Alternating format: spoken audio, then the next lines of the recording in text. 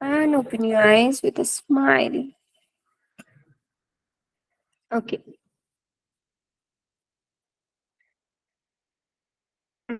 So, we covered digestive system.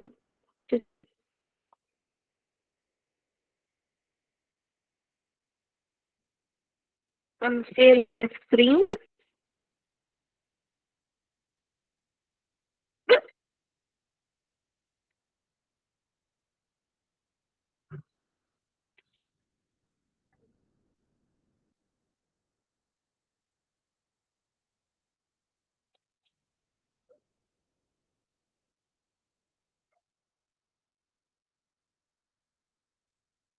Is it visible now? Yes, ma'am. Yes, ma'am. So, digestive system consisting a long pathway. You can see here the picture. What consists our digestive system are this, and this is the pathway. You can see here from where our digestive system starts. This picture clears a lot of things. If you see this picture with your all awareness, then you will understand the pathway of our food. At first, it enters to our mouth, and our digestive system start, or our digestion process start from our mouth only. So many glands are also there, so many process are happening in our mouth. So let's understand. And at first, when we take a take a bowl or take food in our mouth, then at first the breaking down of food start by chewing. So first process is starting from our buccal cavity or our teeth. You all know our teeth are known as buccal cavity, or the our mouth, the space between buccals or teeth is known as buccal cavity. So oral cavity containing teeth, which helps in chewing the food, and with chewing you can see here salivary glands are present in our mouth.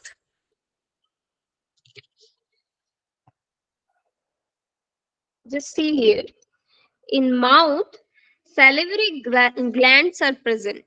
These glands release saliva, which digest or break down many nutrients. You will study about those breakdown of nutrients in the nutrition part of our syllabus. So many of nutrients are broken down in our mouth by our saliva, which are secreted by salivary glands, right? And this saliva mixes up in mouth only with the help of our tongue. So tongue is also a very important part of our digestion.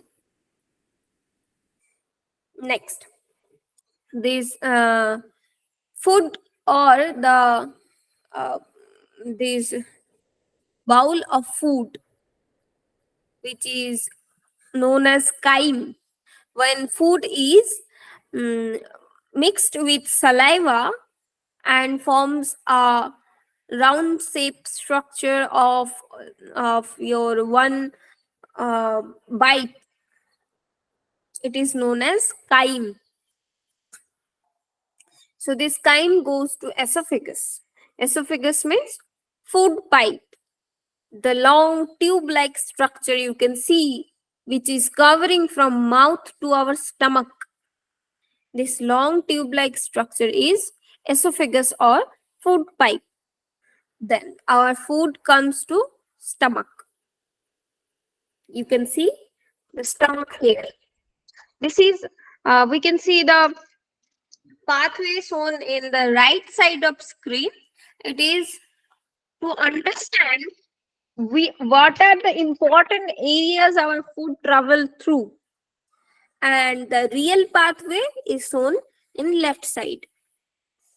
This path means the right side picture is the same thing, but it is shown in a short way to understand well. But the left side picture is the actual picture of our human digestive system. So we were talking about food pipe and stomach. Food pipe means esophagus, which covers from our mouth to stomach. Now, can you please tell me which animal is having longest esophagus or longest food pipe?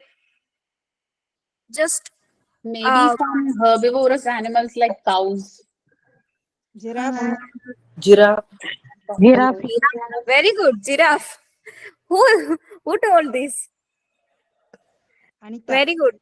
Because giraffe having the longest neck. So giraffe is having the longest esophagus in the world. Right? So from esophagus, our food is coming to stomach. So in stomach, HCl or hydrochloric acid is secreted, and this is highly acidic. This hydrochloric acid is highly acidic. pH of hydrochloric acid, I think, between 2 and 3. So you can imagine how much acidic in nature is hydrochloric acid. This is highly acidic. So this breaks down our food in stomach, and so many other juices are secreted. Then it goes to intestine, means small intestine. There, after digestion, absorption process is completed. Absorption and assimilation. So digestion process occurs mainly in mouth, in stomach, and then after stomach a little bit of breaking down is left. Then it is completed by small intestine, and in small intestine only absorption and assimilation process are done. We will understand all these processes in detail.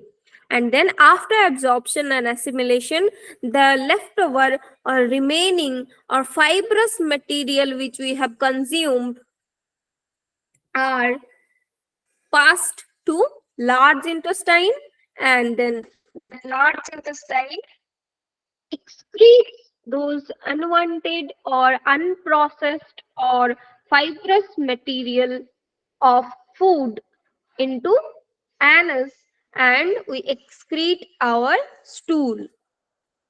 So this is the digestion process of human body in short. We will understand this in detail. Now, digestive system describes alimentary canal. It is accessory and its accessory organs. Alimentary canal means, you can see here, this is the canal from mouth to anus. The traveling of food is by this alimentary canal only, and the accessory glands are the salivary glands, liver, gallbladder, and pancreas. These are accessory glands of digestive system which helps in digestion. Now, alimentary canal is also known as GI tract. GI means gastrointestinal tract. Gastro word comes from stomach, and intestine is intestine. So gastrointestinal tract is also known as alimentary canal, or the whole pathway of traveling food. It is long tube through which food passes. Length is almost 30 feet or 9 meters. So this is an informative part, or it's a very informative part in question point of view. How much lengthy is our alimentary canal? It is of 30 feet or 9 meters. Important point in question point of view. Starts at mouth and ends at anus. Now, what are the parts of this alimentary canal? These are mouth, pharynx, esophagus, stomach, small intestine, large intestine, rectum, and anus. So, alimentary canal is divided into these parts: mouth, pharynx, esophagus, stomach, small intestine, large intestine, rectum, and anus. Now, accessory glands are organs attached to alimentary canal for their secretion to track. Those organs which are attached to this alimentary canal are accessory glands, and they help, their secretion is helping in digestion, or their secretion is contributed to this digestive tract for digestion.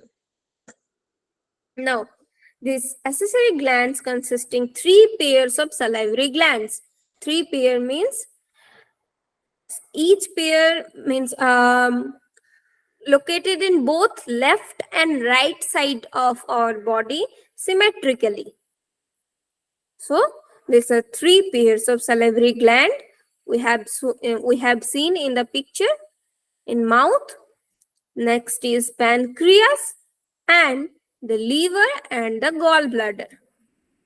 These are the accessory glands.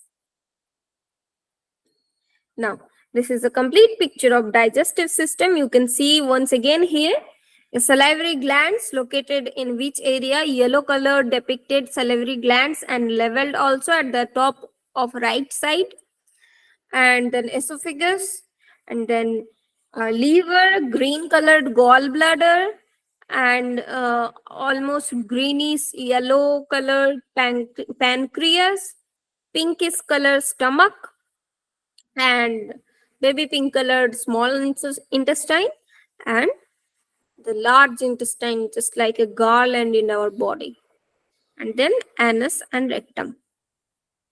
So this is this complete picture of digestive system. Now, anatomy of digestive system. At first and foremost, our mouth comes in digestive system. So our mouth having so many complex structures within it. Like you can see in this structure, it extends from lips to oropharynx. So which area of this part is known as mouth, or which part of this alimentary canal we can call mouth? So we can call mouth from lips to oropharynx. And roof of mouth formed by hard palate anteriorly and soft palate posteriorly. So hard palate is formed by which bone?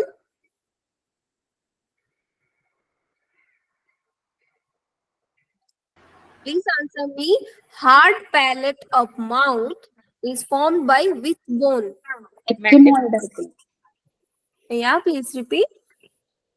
Ethmoid. No. It's maxilla. Yeah, very good. It's maxilla. It's very simple. It's maxilla. And the soft palate, we can uh, feel the soft palate by Khechri mudra. When we are doing Khechri mudra or Navo mudra, then we can feel our soft palate at the back of just hard palate.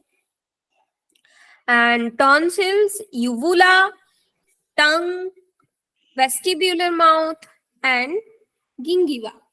So you can see this uvula, or do you people have seen the cartoon Chota Bheem? Yes, ma'am. Yes, ma'am. So, have you seen Dholu Bolu? They are singing so loud, and their uvula was just holding in there, and that uvula was very funny to see. That muscular structure which hanging on the upper palate of the which is shown from Dholu Bolu's mouth when they are singing so loudly. Are Yes, you guys ma'am. getting this Yes, yes, uvula? yes, ma'am. That tiny muscular part is hanging from the upper palate, and this uvula has a very important function. Why this uvula is there? It covers our uh, internal nasal cavity or upper nasal cavity from the food. Like, don't confuse with epiglottis. Epiglottis is also a muscular structure which prevent our trachea from engulfing food. Right? When we are consuming food and we are swallowing food, then uh, food particles should not go to trachea. At the same time, it should not reflex upward to the nasal cavity. So, our trachea is prevented by epiglottis, which separates the trachea and food pipe. Epiglottis is a muscular structure or muscular flap or muscular covering which prevents our trachea to get food particles, or epiglottis separates our food pipe to trachea. And uvula does the same thing in our nasopharynx or upper nasal cavity. Our food particles should not reflex upward and go to our nasal cavity. So this prevention is done by uvula, right? Ma'am, Yeah. it hard palate is Navamutra, soft palate is Kesari Gupta, ma'am. Yeah, you can say this. Yes, the soft palate inside is there. So their tongue is I'm not touched. getting your voice very clearly. Please repeat.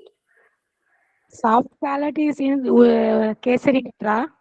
Hmm. Hard palate is Navamutra. Is correct, ma'am? Yes. Okay, ma'am. Thank you, ma'am. Just I write it, ma'am. Thank you, ma'am. Okay. Anything else? No, ma'am. So next, uvula is a small muscular flap hang posterior margin of soft palate.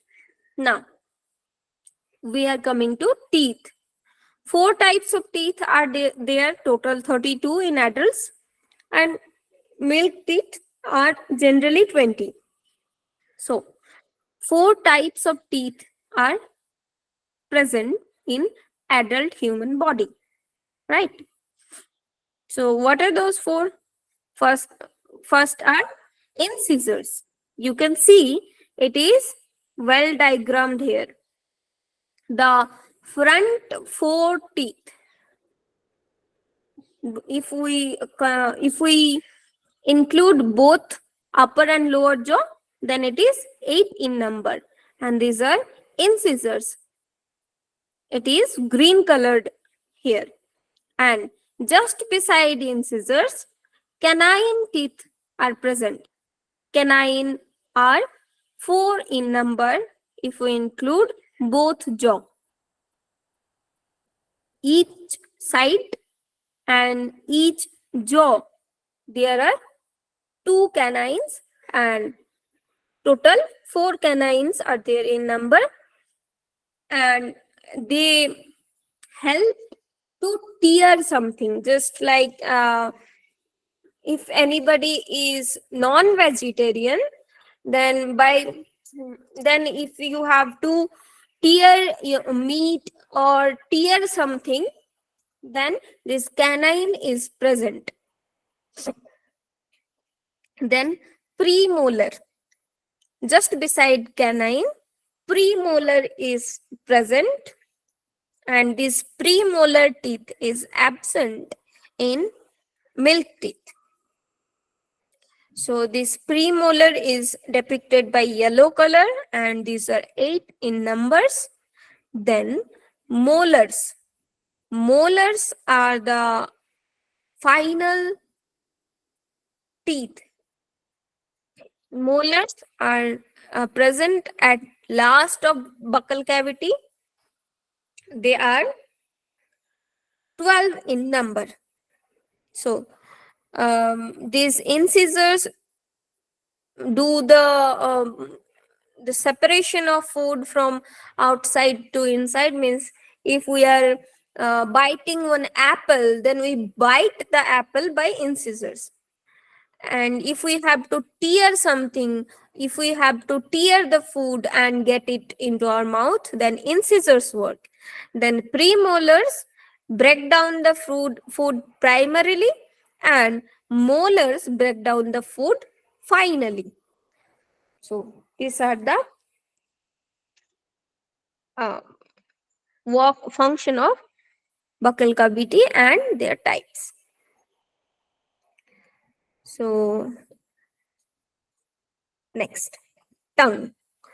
Tongue forms the flow of mouth. And now please tell me, root of tongue is situated, or root of tongue is based on which bone? Hyoid bone. Hyoid corner bone. Very good. You are doing well. So hyoid bone is the root of tongue and forms the floor of mouth, and then made of muscular tissue covered with mucous membrane attached to hyoid bone. Superior surface contains numerous little projections called papillae, and taste buds are present most importantly in uh, m- tongue. So our tongue is a highly muscular structure. Now please tell me which type of muscle our tongue is.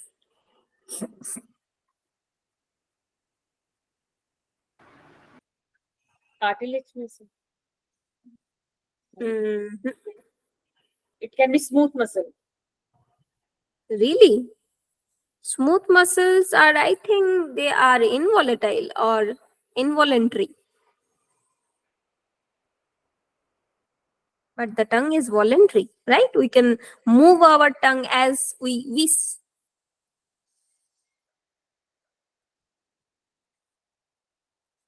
So skeletal muscle. Yeah, obviously. Our tongue is a skeletal muscle. It is connected to hyoid bone, and we can move our tongue as we wish. So skeletal muscle is the only having this nature to move as we wish, or skeletal muscle is voluntary in nature, right? Is it clear?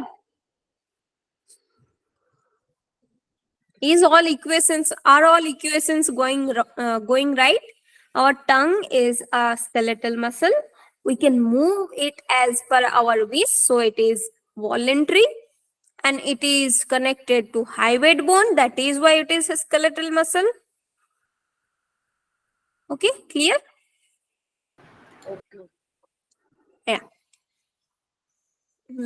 Superior surface contains numerous little projections like called papillae. Now, contains taste buds. Functions are chewing, swallowing, speech test. So the functions of tongue are chewing, swallowing, and in speech. Next is salivary glands. They are 3 in pair, secretes 1.5 liters of saliva daily. Now, this is an important point in question point of view. 1.5 liters of saliva daily. Next is parotid gland, submandibular gland, and sublingual gland. These are the glands of saliva. Means salivary glands are named after these names: parotid gland, submandibular. These names are because of their location. Mandibular, mandible, submandibular gland, sublingual gland, parotid gland. Okay. Now, next is pharynx. Pharynx is divided into three parts: nasopharynx, that is that works for respiration; oropharynx; and laryngopharynx, branching pathway between digestive and respiratory system. Now you can see here clearly anatomy of pharynx. Oropharynx is clear from its name. It will be related to our mouth. So the portion of mouth is known as oropharynx. And laryngopharynx means where the larynx is situated. Larynx means the voice box or the Adam's apple. You can see in boys, it is clearly developed in adolescent boys or adult boys. You can feel your voice box by touching it in your neck, or it is clearly visible in boys. We call it as Adam's apple. So that is the larynx or voice box from which our voice or speech is produced. That is, so that portion is laryngopharynx. And our mouth related portion or near mouth, that portion is oropharynx. And nasopharynx is the portion of nasal cavity. Now, after pharynx, our esophagus starts. About 25 semi long or 2 semi in diameter, continue with laryngopharynx, and just below the diaphragm connect stomach. Right? So our esophagus is 25 semi long and 2 semi in diameter in general, and continue with laryngopharynx. Means after laryngopharynx we can call this esophagus or food pipe, and they connect to stomach, and they pass through diaphragm muscle. We have seen these structure of diaphragm and how esophagus is continuing through diaphragm to stomach. Upper end closed by cricopharyngeal sphincter prevents air passing into esophagus during inspiration and expiration. Lower end closed by cardiac or lower esopharyngeal sphincter prevent gastric or acid reflux. Right? These are the sphincters. Sphincters are the parts of this canal which means we can say sphincters are muscular structure only, which are, we can say sphincters are the wall or sphincters are the doors. They act like doors, and they are involuntary in nature, and they are governed by the local nervous system. Sphincter is governed by the local nervous system of digestive system. So these sphincters are present in between this alimentary canal in many areas, like iliac sphincter or many more sphincters are present in this whole alimentary canal. These sphincters are muscular structure, and they are like doors in different areas. Just you can see here, esophageal sphincter means esophageal sphincter is present just above the this stomach. So esophageal sphincter, what does the esophageal sphincter? It closes the door for to prevent the acid reflux. Means I have told you that our hydrochloric acid or HCl is secreted by stomach. So this highly acidic juice is dangerous for the upper esophagus, or it is only safe in our stomach only. If it is going upward or it is refluxed upward, then burning sensation occurs in our chest region. So for preventing those burning sensation, or for preventing from ulcer, this sphincter is very important. So this sphincter prevents our upper esophagus from acid reflux. Now, opening of diaphragm through which esophagus passes from thoracic to abdominal cavity called esophageal hiatus or hiatus. We have already seen this thing in last class, how esophagus is passing through diaphragm. So, opening of diaphragm through which esophagus passes from thoracic to abdominal cavity is called esophageal hiatus. So, these are the small terminologies. You should remember this. Now, you can see here the mucosal, how esophageal wall is formed. You can see here. Uh, At the epithelium region, the adventita is present, that is the outer covering of esophagus. Then muscularis or smooth muscle is present, because we all know visceral cavities or visceral organs are made up of smooth muscles.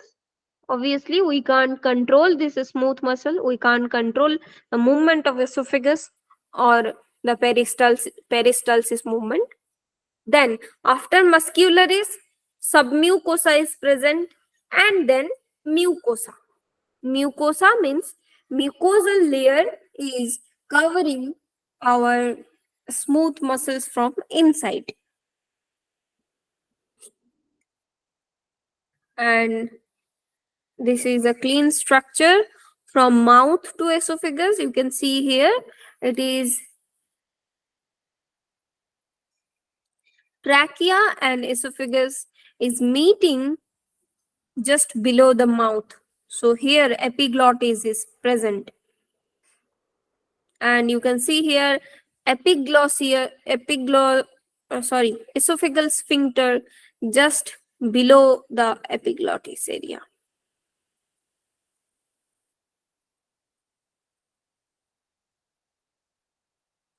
Now, stomach. Stomach continues with esophagus at cardiac sphincter. Means after cardiac sphincter, stomach is starting, and with duodenum at the pyloric sphincter. Means here. You can see here how, from where stomach is starting and where stomach is ending. From where stomach is starting, it is orange colored, orange, yellowish orange color, and just above stomach, cardiac sphincter is present, and at the end of stomach, duodenal sphincter is present.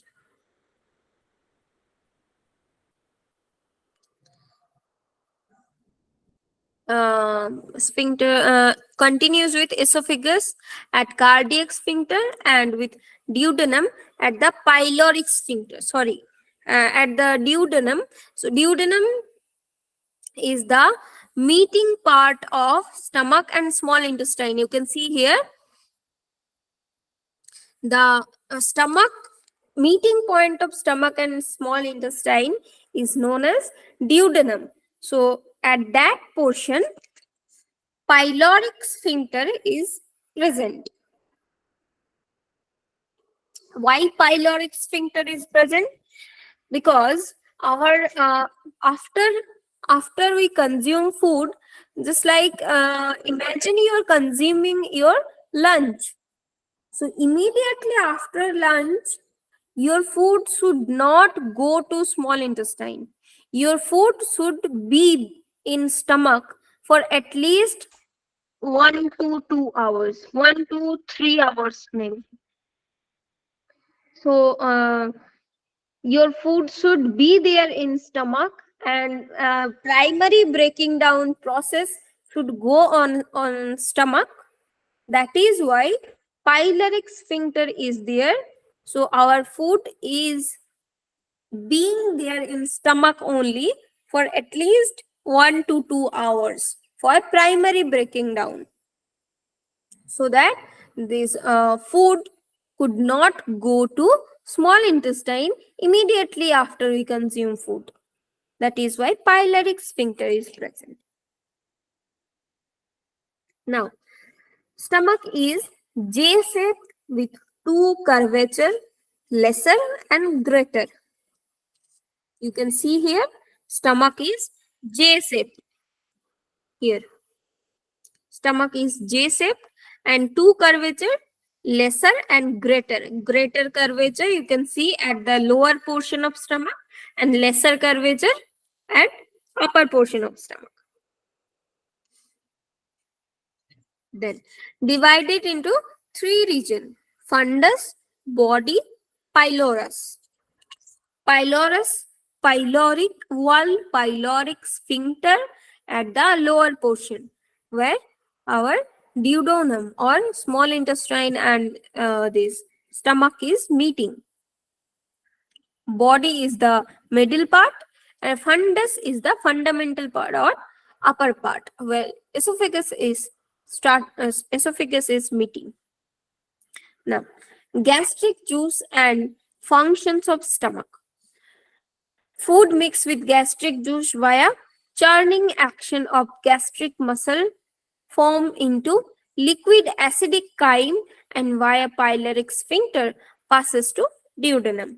So when it mixes well and broken down in primarily, then after that the chyme is passed into duodenum via pyloric sphincter. Means pyloric sphincter opens after primary broken down, then through this pyloric sphincter our food passes to small intestine or duodenum.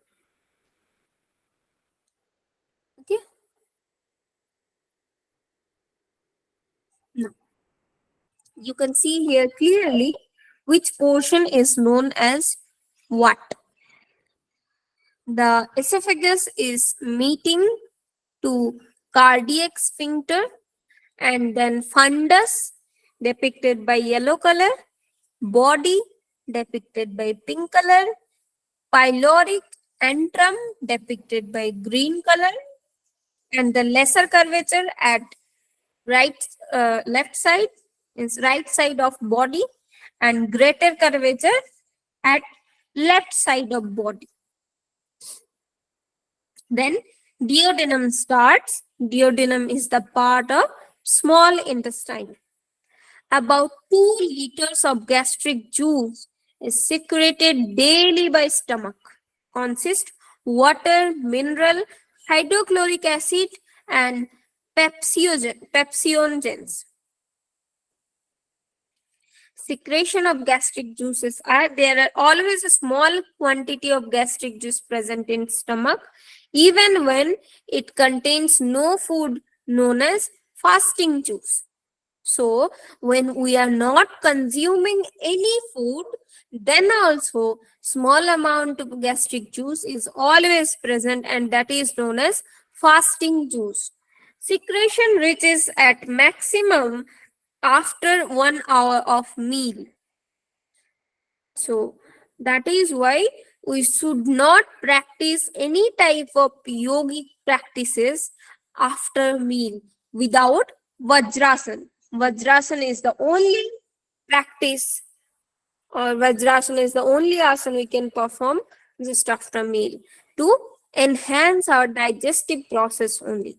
Because when we are performing Vajrasan, all our circulatory system is not focusing to our lower limbs or legs. Our circulatory system is not focusing to our limbs. So all our blood or circulatory system is focusing on abdominal region. So circulation is increasing in abdominal region. That is why it is the main function of Vajrasan to enhance our digestive system or digestion process. Decline, sorry, secretion reaches at maximum after 1 hour of meal and declines to fasting level after about 4 hours. Yeah.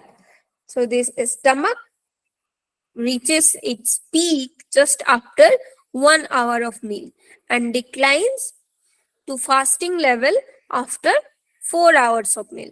That is why after 3 to 4 hours of meal, yoga practice is suggested. Minimum 3 to 4 hours of meal is suggested for yoga practice. 3 phases of secretion of gastric juice. First is cephalic phase, before food reaches due to stimulation by sight, smell, or taste. Just imagine your mother is cooking in the kitchen and the smell is too good, and you are reading in your reading room, drawing room, anywhere, and the smell is coming to your nose, and by this smell some secretion starts. This secretion is known as cephalic phase. So before food reaches to your stomach, due to stimulation by sight or smell or taste, this stimulation is done, and then secretion occurs in our stomach. That is known as cephalic phase. Now gastric phase. Presence of food in stomach pylorus stimulates secretion of hormone gastrin by G cells in lining of stomach and duodenum in blood that stimulate gastric glands in stomach to produce more gastric juice. Okay. Now we are talking about gastric phase, means when food is present in stomach, then by G cells of stomach, G cells are present in the lining of stomach and duodenum. So this gastrin hormone is secreted and secreted by G cells, and stomach produces more gastric juice by gastric glands of stomach. So what is happening? Our food is reaching to stomach, then gastrin hormone is secreted by G cells. Then by these gastrin hormones, this gastric juice is secreted by gastric glands. So is it clear? When our food is reaching to stomach, then gastrin hormone is secreted by G cells. Then by these gastrin hormones, our gastric juice is secreted by gastric glands. Now, intestinal phase. Partially digested food reaches to small intestine. Two hormones releases secretin and cholecystokinin, slow down secretion of gastric juice, and targets gallbladder to contract and release bile juice into intestine. So it's an important question point of view where this bile juice is secreted and it is stored where this bile juice mixes or where this bile juice walks into. So our bile juice is secreted by liver and it is stored in gallbladder and then it comes under function in small intestine. Is it clear? Now please tell me from where bile juice is secreted. Liver, Yeah. And where it stores. gallbladder, Yeah. And where it comes in function. intestine, small intestine. Very good. Now digestion time. Carbohydrate, protein, fat. These are the main nutrients of food. Is it enough for today or we should go further? We should stop, ma'am, because we have another class in 5 minutes. Okay, okay, no problem. So I'll share the slide in the group.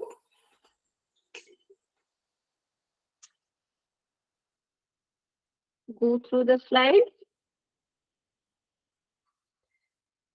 So we will end up the class with ending prayer today.